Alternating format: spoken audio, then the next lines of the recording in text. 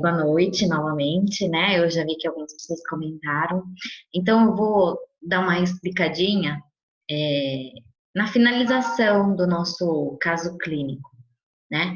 Então, hoje eu vou apresentar os PRMs, que são os problemas, né, relacionados aos medicamentos, e algumas possíveis intervenções aí do farmacêutico. Eu sei que era o trabalhinho de vocês lá, eu estou dando a resposta, não tem problema. A gente continua com o nosso mesmo esquema, tá? Vocês vão ver que hoje, no final da aula, eu vou falar para vocês uma coisa importante. Então, vou compartilhar com vocês aqui a tela para vocês conseguirem acompanhar.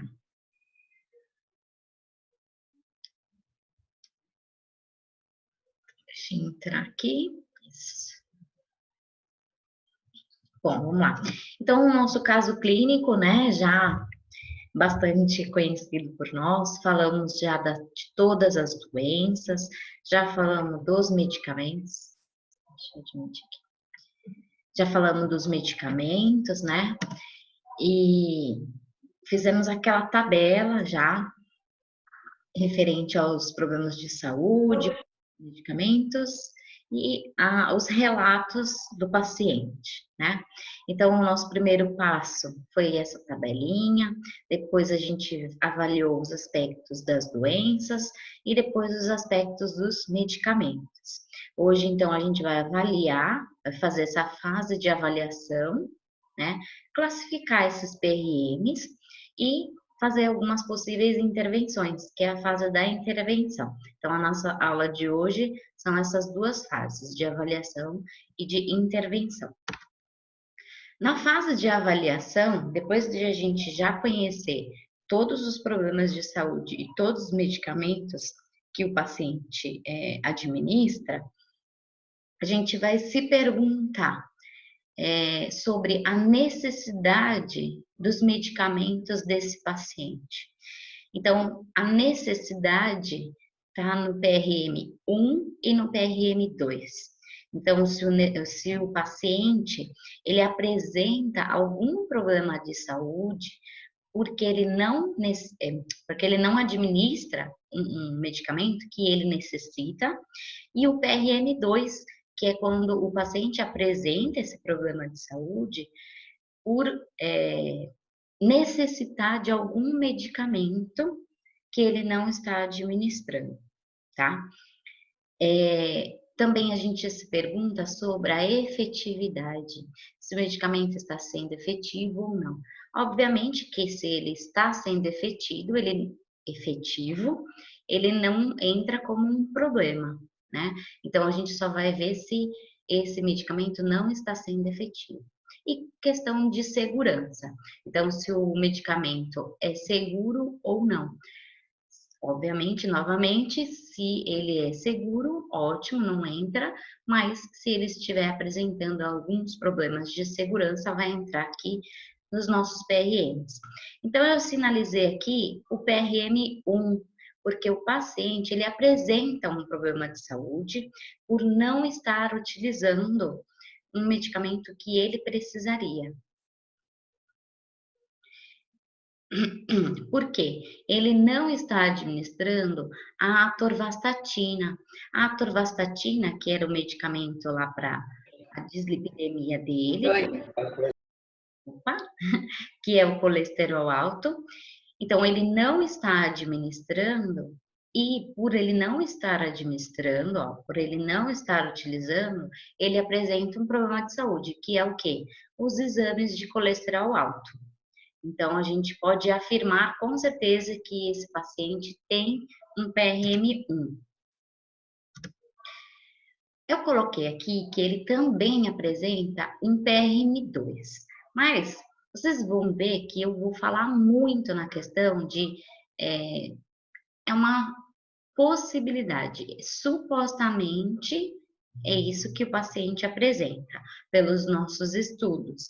Mas quem realmente avalia a necessidade da entrada ou retirada de medicamento é o médico, tá? Nós pesquisamos, avaliamos, né, as consequências da prescrição, né, e aí sim a gente orienta o paciente ou o médico, né, com os nossos argumentos científicos, tá? Então, aqui eu coloquei aqui, o paciente pode apresentar o PRM2. O PRM2 é quando ele apresenta um problema de saúde por utilizar um medicamento que não necessita. Então, ele pode apresentar um PRM2 porque ele está administrando domperidona. E visto que a gente estudou a indicação dessa dipirona, o paciente não apresenta indicação. E, além disso, uma das consequências que a gente viu lá da administração da domperidona é que pode agravar o quadro depressivo que ele apresenta. Então, assim, a gente não pode afirmar por quê. Primeiro, esse paciente poderia estar apresentando o sintoma se de repente ele não estivesse administrando, mas em nenhum momento ele relatou algum tipo de sintoma para ele estar administrando a domperidona. Então, pode ser que ele deveria ter tomado por um período e não uso contínuo. E ele está administrando uso contínuo. Então, na verdade, a nossa orientação para o médico seria o quê? Reavaliar essa prescrição. Se ela, quando que ela foi prescrita, a gente não tem tantas informações, né? Isso daí é muito importante naquela nossa entrevista. Lembra que eu pedi para vocês fazerem um teste lá com as pessoas que vocês conheciam, para fazer aquela entrevista bastante detalhada? Então, a gente está vendo aqui que esse caso clínico que eu trouxe não é tão detalhado quanto aquela entrevista que a gente faria, e teria lá quem que indicou o medicamento, quando ele começou a utilizar esse medicamento. No caso aqui, poderia ter sido antes de ele apresentar quadro depressivo. Então, assim, será que ele tem um quadro depressivo por conta da domperidona? A gente não pode afirmar, porque eu não sei quem que ele começou a administrar primeiro. E será que se ele parasse de tomar a domperidona, ele voltaria a apresentar os sintomas pelo qual ele começou a administrar a domperidona? Eu não posso afirmar. Então, ele pode apresentar o PRM2. Então, a nossa orientação para o médico seria reavaliar essa prescrição, porque ele não apresenta mais uma indicação. E, além disso, pode agravar. A domperidona também tem uma interação medicamentosa com o pantoprazol, que a gente avaliou lá, né, no medicamento. E domperidona sendo administrado com pantoprazol podem agravar o risco aí de hemorragias gastrointestinais. E o paciente provavelmente está apresentando uma hemorragia gastrointestinal porque ele apresenta fezes escuras.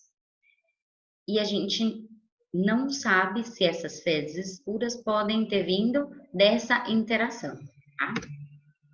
Coloquei aqui que o paciente apresenta um PRM3 e o 4, que é sobre a efetividade.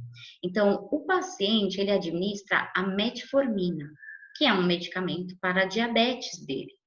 Mas a gente consegue constatar que ele não está sendo efetivo. Ele não está sendo efetivo, porque os exames demonstram hemoglobina glicada com valores acima dos padrões de referência. Então, o medicamento que seria para diminuir essa glicose no sangue não está funcionando. Então, ele apresenta aí um problema de efetividade de um medicamento. Essa inefetividade do medicamento, ela pode ser um PRM3, porque o PRM3 fala da questão quantitativa.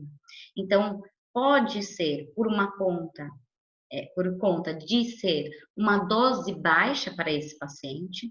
Então, lembrando lá que o paciente administra metformina,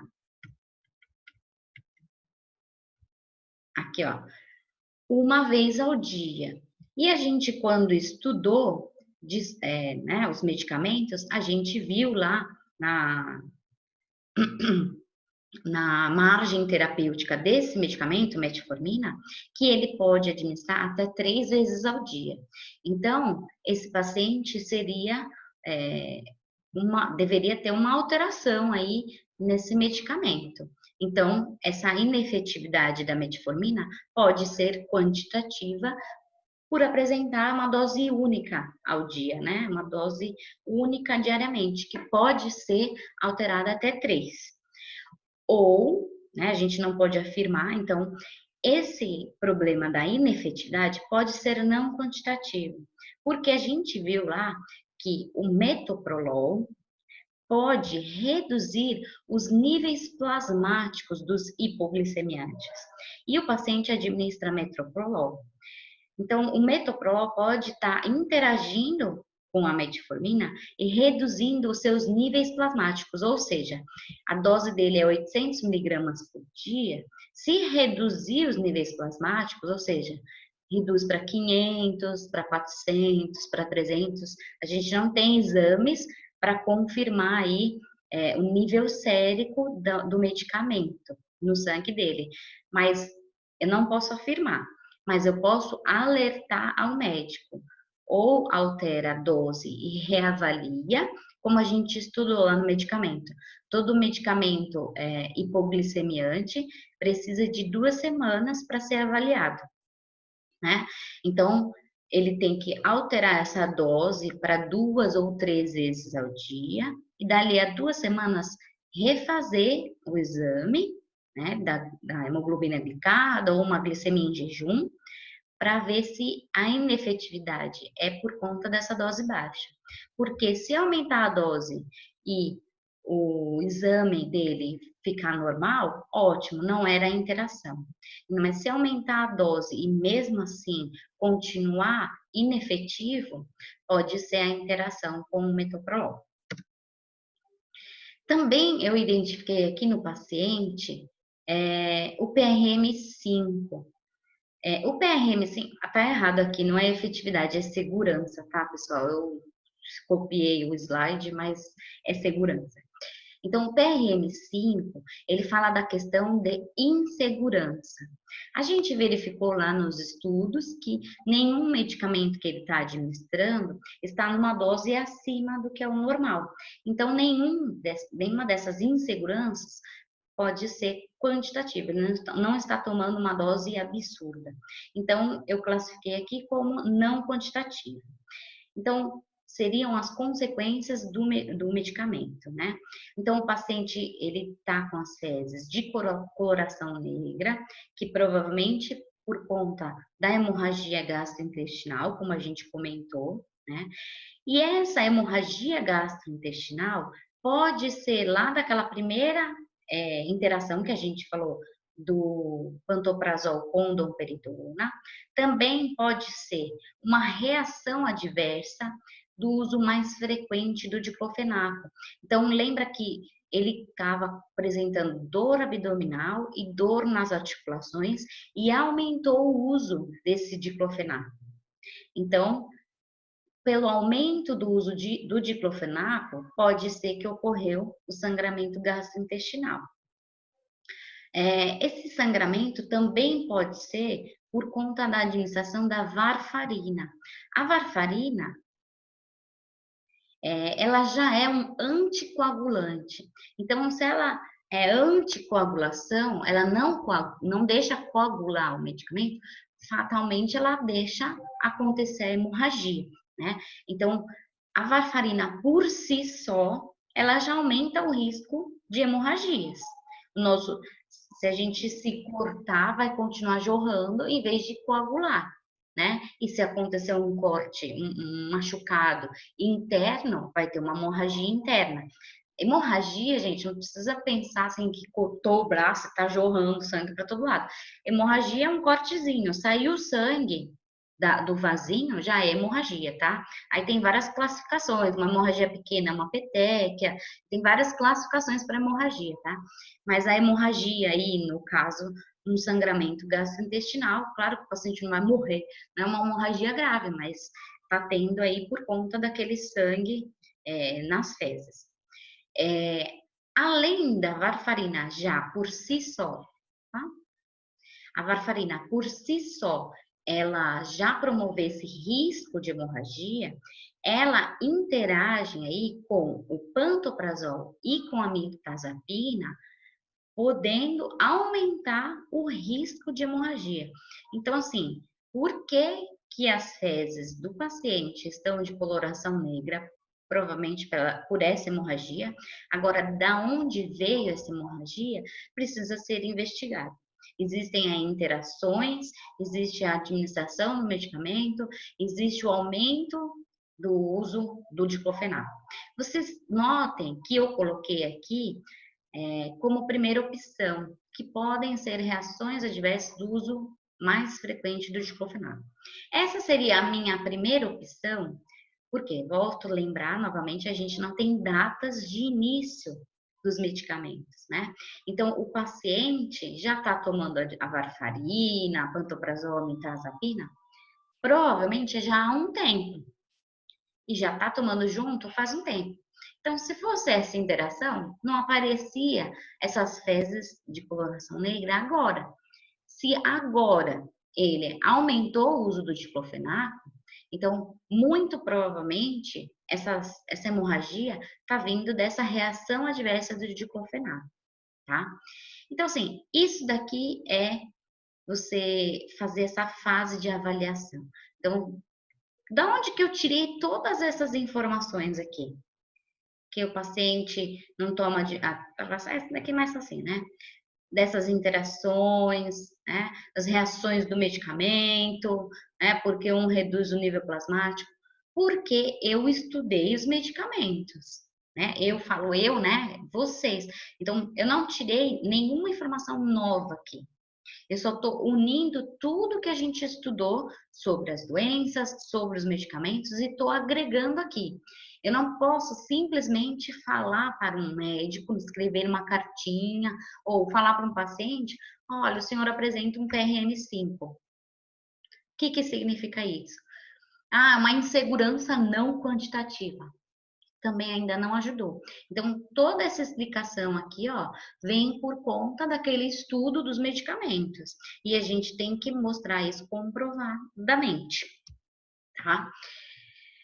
E na fase da intervenção é quando eu já estudei os medicamentos, eu já estudei as doenças e eu já sei aonde estão os problemas, eu já sinalizei esses problemas relacionados aos medicamentos do paciente e relacionado às doenças que ele apresenta. Então, assim, agora a intervenção, na fase da intervenção, eu preciso atuar. Então, agora eu preciso resolver esses PRMs, tá? Então, para resolver esses PRMs, eu preciso me organizar. Então, aqui, coloquei como uma observação, né? A gente precisa resolver primeiramente os problemas que mais preocupam o paciente. E no nosso caso são fezes escuras, dor abdominal e dor nas articulações. Então, assim, obviamente, esse paciente precisa de um novo diagnóstico, porque ele tinha uma gastrite leve, mas está com hemorragia gastrointestinal, ele tem dor nas articulações, mas está tomando frequentemente o diclofenaco, essas dores abdominais vieram antes de tomar mais o diclofenaco ou não, então precisa ser conversado isso, tanto com o paciente quanto com o médico, e resolver o problema das fezes escuras. Se ele está com uma perdão, um sangramento gastrointestinal, precisa ser resolvido urgentemente, tá? Essa nossa intervenção, ela pode ocorrer de duas formas. Primeiro, o farmacêutico resolver com o paciente. Eu coloquei que não é o nosso caso, porque essa resolução aqui com o paciente seria quanto à forma de administração dos medicamentos. Por exemplo, se de repente, deixa eu só ver aqui, peraí. Se de repente esse paciente está administrando um medicamento em jejum, que não precisava, se tem que ser à noite. Então, assim, se pode ser tomado com alimento. Então, assim, na verdade, essa primeira intervenção seriam orientações de administração para os pacientes. Então, é quanto à forma de administrar. E no nosso caso, não é, nesse caso clínico aqui, não é o caso que o paciente esteja administrando errado, né?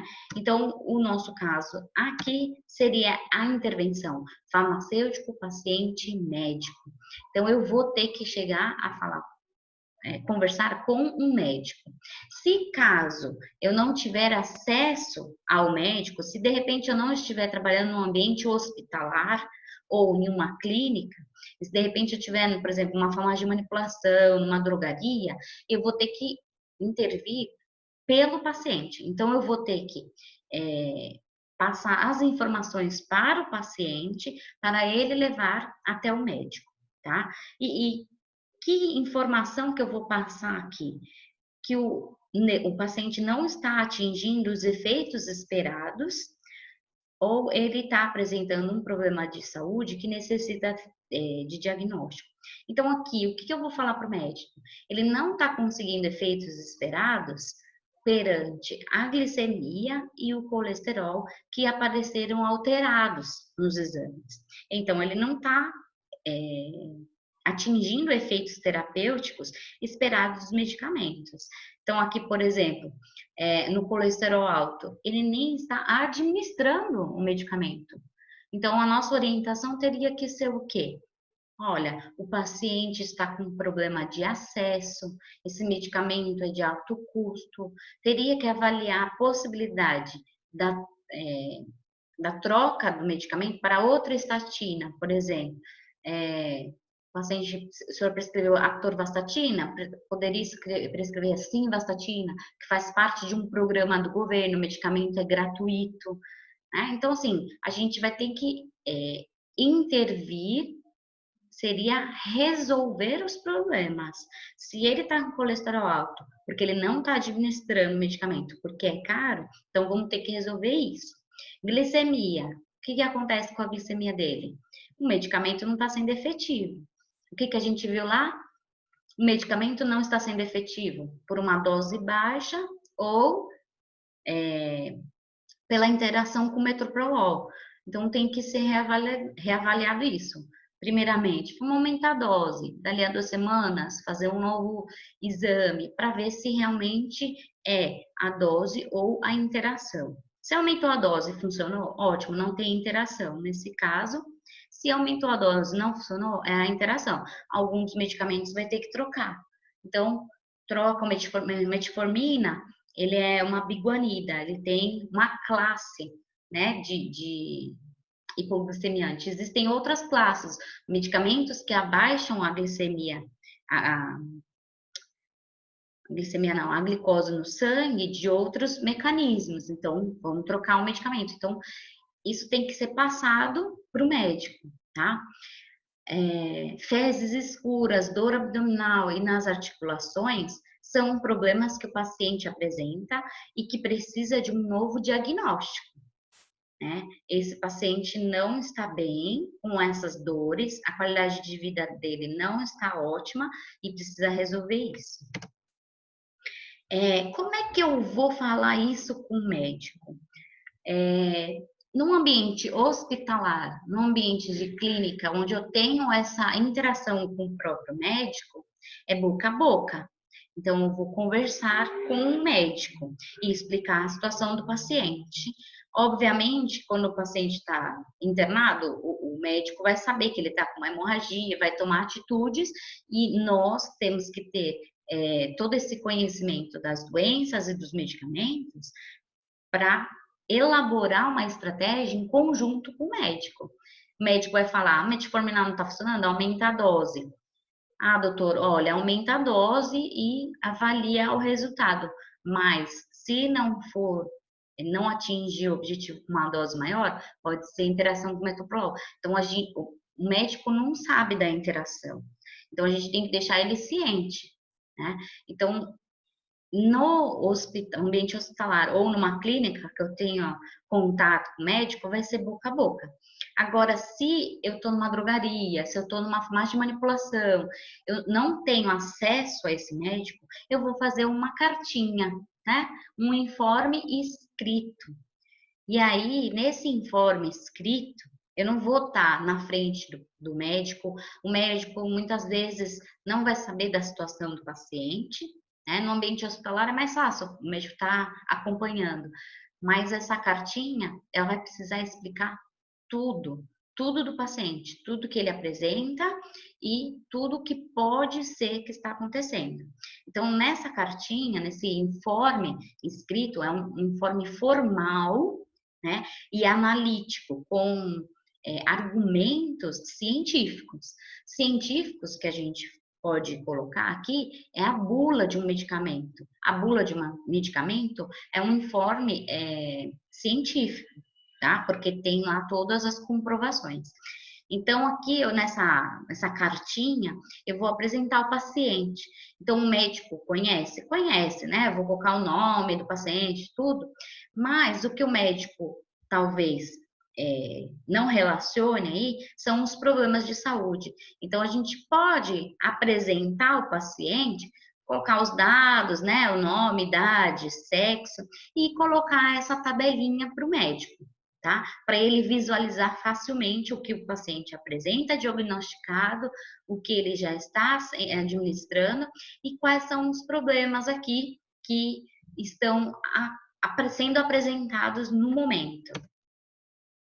Depois, eu vou ter que colocar o motivo do encaminhamento.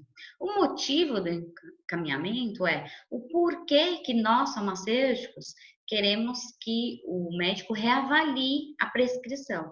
Então, é a esse momento que eu vou apresentar os PRMs, que é os problemas que podem estar relacionados aos medicamentos, né?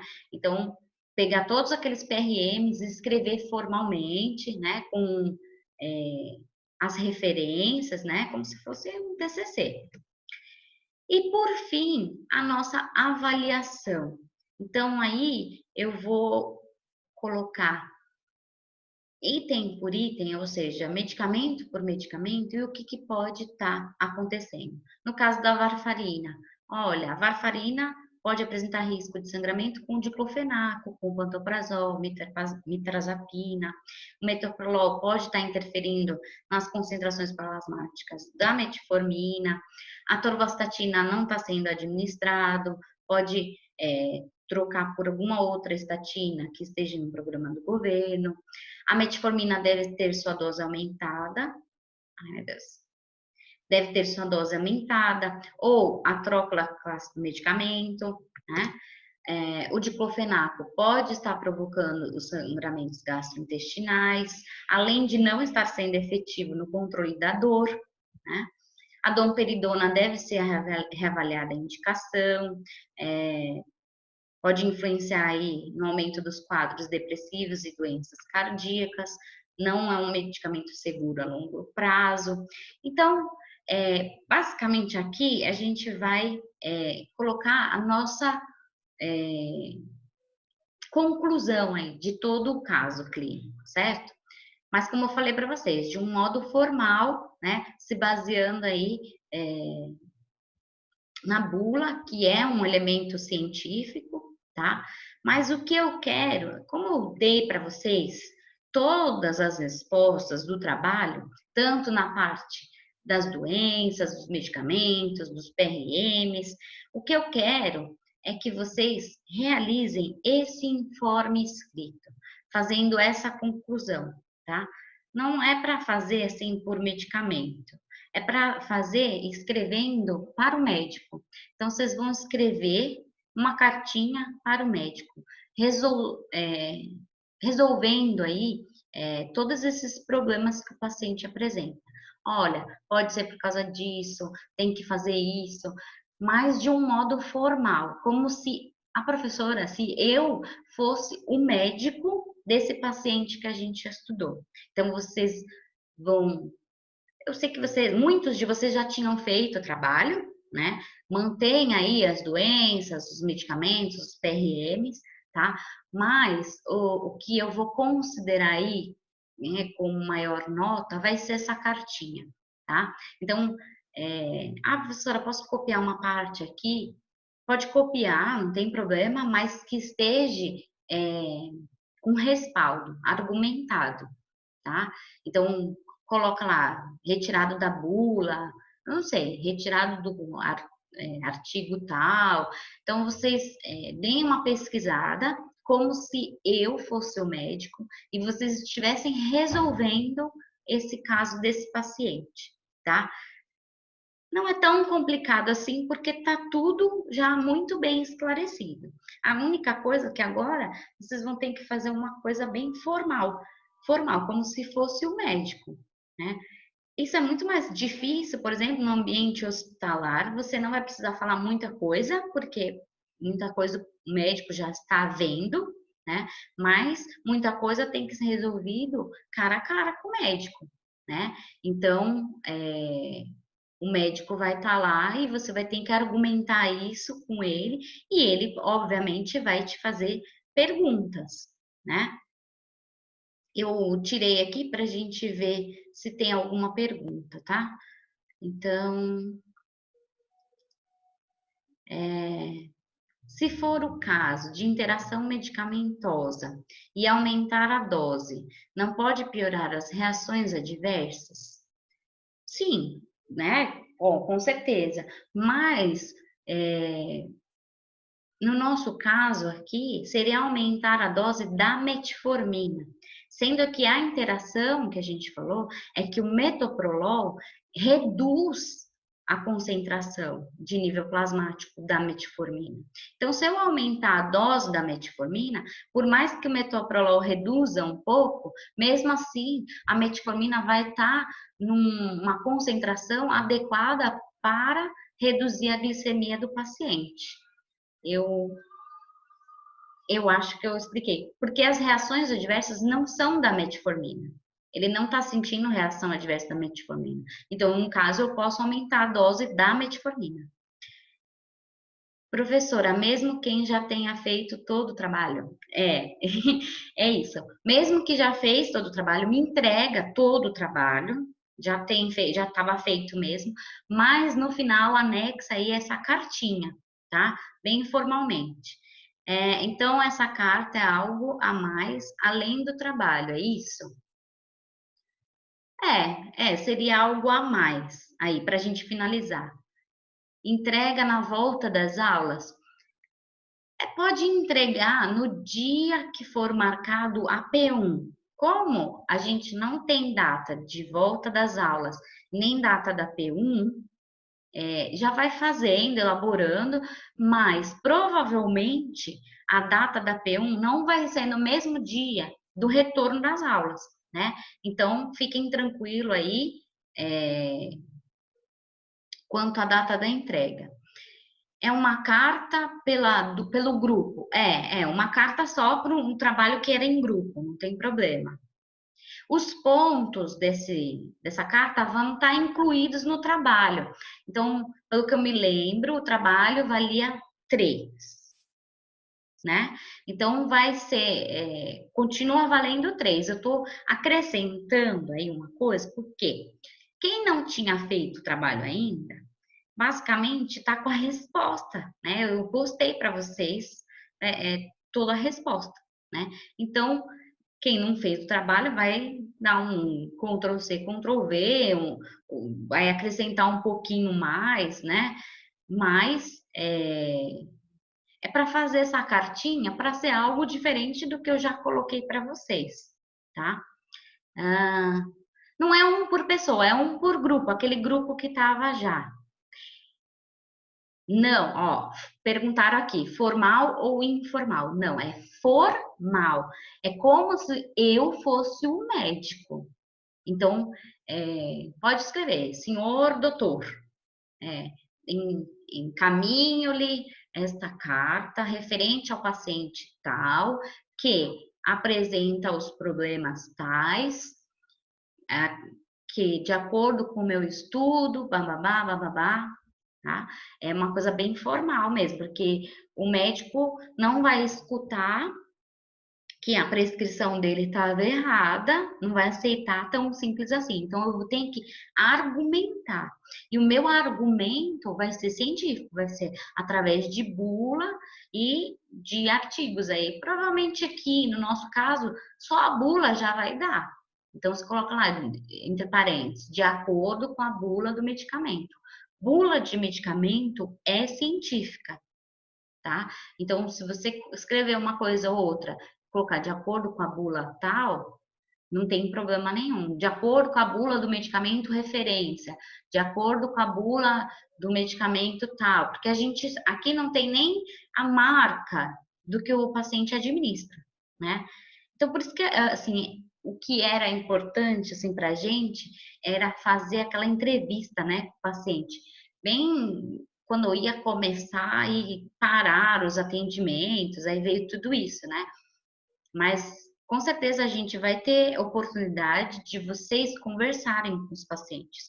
Então, vocês vão entender, a gente já está vendo nesse caso clínico, a importância daquelas perguntinhas né, de injeção lá para o paciente. Ah, quando que começou a tomar? Por quem que mandou? Quem que indicou? Por quanto tempo que era para tomar? Então, talvez, no caso desse nosso paciente, a domperidona era para tomar por um mês, por 2 meses, por 6 meses, e ele está tomando pro resto da vida, né? Existe isso. Como existe pessoas que, por exemplo, tiveram um quadro de hipertensão, foram para o hospital, aí passou mal, ficou internado, saiu, o médico prescreveu lá. Vai tomar o remédio da pressão alta, tá aqui, ó. Aí a pessoa foi lá, comprou, tinha 30 comprimidos, ela tomou e acabou, e não comprou mais. Mas, na verdade, era para tomar de uso contínuo. Então, assim, existem várias situações que a gente não tem, no nosso caso clínico aqui, completo, né? Então, seria ideal vocês conversarem com o paciente. Bom, tô vendo que não surgiu mais nenhuma dúvida. Ah, aqui. Então, o artigo, se você quiser o artigo, gente, vai cair. Se cair, a gente volta, tá, gente? No mesmo link, tá? Então, não tem que ter artigo, mas se tiver, quiser dar uma complementar, não tem problema. O artigo seria a bula, a nossa referência, a bula. Eu uso esses mesmos medicamentos ou pode ser outros exemplos? Não, não, esses medicamentos mesmo. Calma. Na cartinha, todos os medicamentos que esse paciente administra, tá? Não precisa criar outros medicamentos, não, é esse daqui.